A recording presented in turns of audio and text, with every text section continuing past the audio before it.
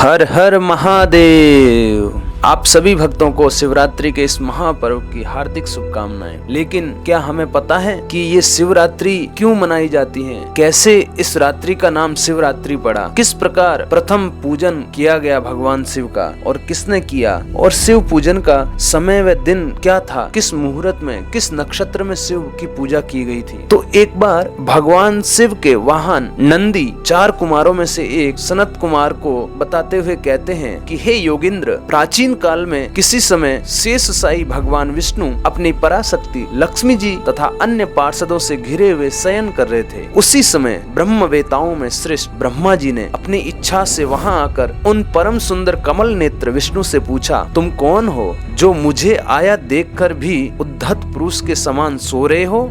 हे वत्स, उठो और यहाँ अपने प्रभु मुझे देखो।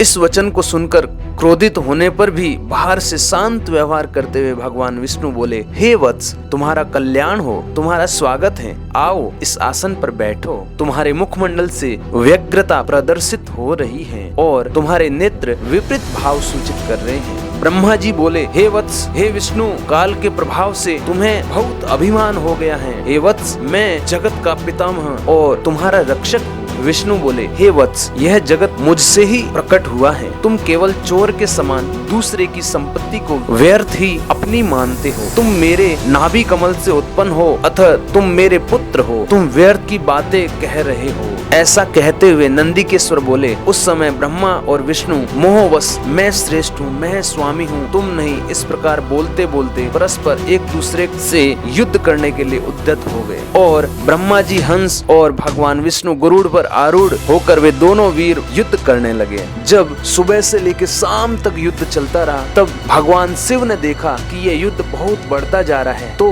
वे उन दोनों के बीच में एक अग्नि, तप्त अग्नि की तरह स्तंभ के रूप में प्रकट हो गए। तो ये जो प्राकट्य था भगवान शिव का, ये बड़ा ही अद्भुत प्राकट्य था। फिर दोनों इस स्तंभ का आदि और अंत ढूंढना चाहते हैं लेकिन ढूंढ नहीं पाते हैं। और उसके बाद में फिर से दोनों वहीं आके एक स्थान पे खड़े होते हैं और देखते हैं कि स्वयं भगवान शिव हैं जो लिंग के रूप में उत्पन्न हो चुके हैं।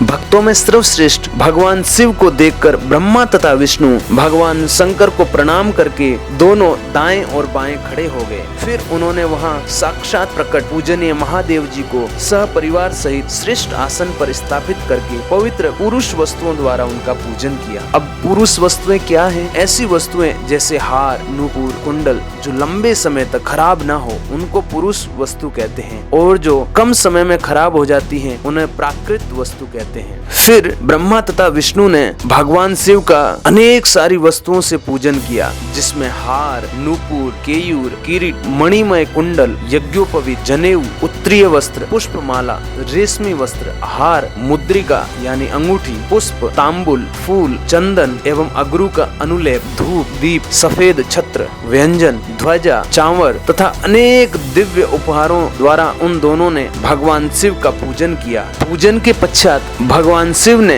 जो जो उत्तम वस्तुएं थी उन सभी वस्तुओं का प्रसन्नता पूर्वक यथोचित रूप से सभासदों के बीच वितरण कर दिया, जिससे यह श्रेष्ठ परंपरा बनी रहे कि प्राप्त पदार्थों का वितरण आश्रितों में करना ही चाहिए। इस प्रकार वहाँ पहले ही ब्रह्मा तथा विष्णु से पूजित हुए भक्तिवर्धक भगवान शिव विनम्रता पूर्वक उन दोनों से हंसकर कहने लगे, हे प्रभु, आज का दिन बहुत ही विशेष है, महान है। इसमें आपके द्वारा जो आज मेरी पूजा हुई है, इससे मैं आप लोगों पर बहुत प्रसन्न हूँ। इसी कारण यह दिन परम पवित्र है और महान से महान होगा। आज की यह तिथि शिवरात्रि के नाम से विख्यात होकर मेरे लिए परम प्रिय होगी। रात्रि इसीलिए कहा गया है क्योंकि दिन भर युद्ध के पश्चात संध्या के समय भगवान शिव वहाँ प्रकट हुए थे और ये पूजा जो है ये रात्रि के प्रथम काल से शुरू हुई थी, इसीलिए इसको शिवरात्रि नाम दिया गया। भगवान शिव आगे कहते हैं, इस समय जो मेरे लिंग अथवा मेरे विग्रह यानी मूर्ति की पूजा करेगा वह पुरुष जगत की सृष्टि और पालन आदि कार्य भी कर सकता है। बहुत ही महान फल देने वाला है। भगवान शिव आगे कहते हैं, हे प्रभु,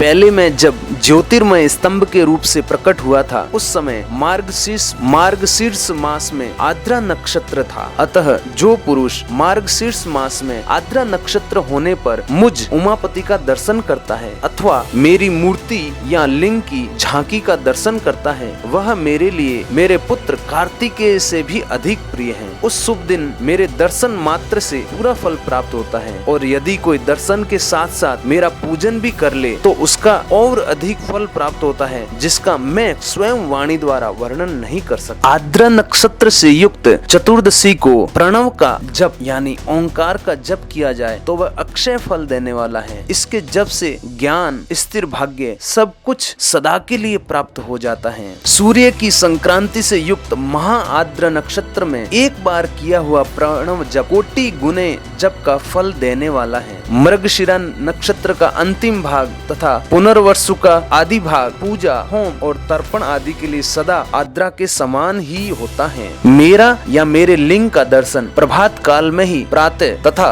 मध्याह्न से पूर्व 12 बजे से पहले के काल में करना चाहिए। मेरे दर्शन पूजन के लिए चतुर्दशी तिथि निश्चित व्यापिनी अथवा प्रदोष व्यापिनी लेनी चाहिए क्योंकि परिवर्तनी अमावस्या तिथि से संयुक्त चतुर्दशी की ही प्रशंसा की जाती है। यानी कृष्ण पक्ष की चतुर्दशी भगवान शिव के लिए सर्वोत्तम तिथि मानी जाती है और उसी दिन शिवरात्रि भी होती है और कृष्ण पक्ष की चतुर्दशी ही महाशिवरात्रि के नाम से जानी जाती है। मेरी पूजा करने के लिए मेरी मूर्ति या लिंग दोनों समान हैं, फिर भी मूर्ति की अपेक्षा लिंग का स्थान सर्वश्रेष्ठ है। तस्मान लिंग परम पूज्य वीरादपि मोक्षिभिः लिंगम वीर च मे तुल्यम जजताम लिंगम उत्तमम। आप सभी का बहुत बहुत धन्यवाद। हर हर महादेव। अगले वीडियो में हम आपको बताएंगे कि शिवलिंग की स्थापना कैसे की जा सकती है, उसके लक्षण क्या होते हैं, भगवान शिव के लिंग की पूजा का विधि क्या है और शिव भक्ति प्राप्त कराने वाले कौन कौन से कर्म हैं, हम उन सब का